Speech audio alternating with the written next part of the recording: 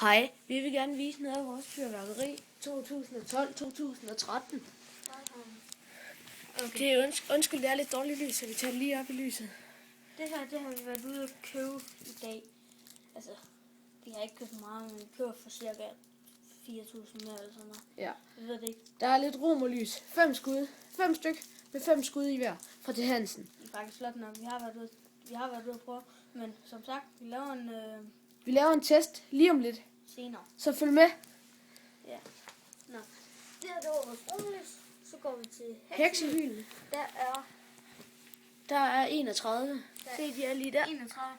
Vi har fyret 400 af i dag, tror jeg det var. Ja, jo. Og så har vi Jordsol derovre. dem har vi 20 af. Ja, for vi har lidt flere, end der ligger fremme. Ja. Så har vi de der Ground Boom Flowers i mini-udgave. De ligger lige der. De er faktisk temmelig flotte. Ja, og så har vi dem her i store. De er også flotte. Ja. Så har vi Big Quaking Boys.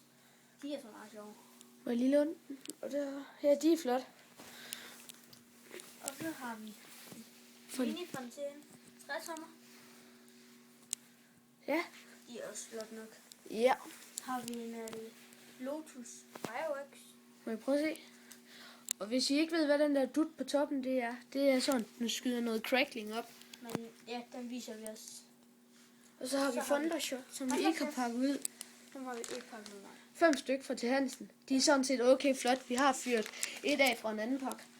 Så dem får I lov til at se nu. Ja. Så har vi en Happiness. En Happiness fontæne, Den er også, der affyrer et hyl. den er også flot. Ja. Så har vi en lille Quaking Ball. Dem får I også lov til at se en test med. De er okay fine, synes jeg.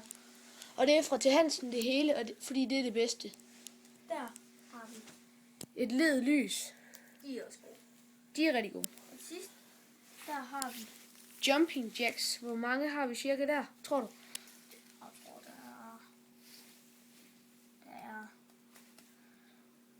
er 18. 18 jumping jacks. Og det er hvad vi havde at vise jer lige til at starte med. Vi vender tilbage, når vi har fået noget mere. Hej hej.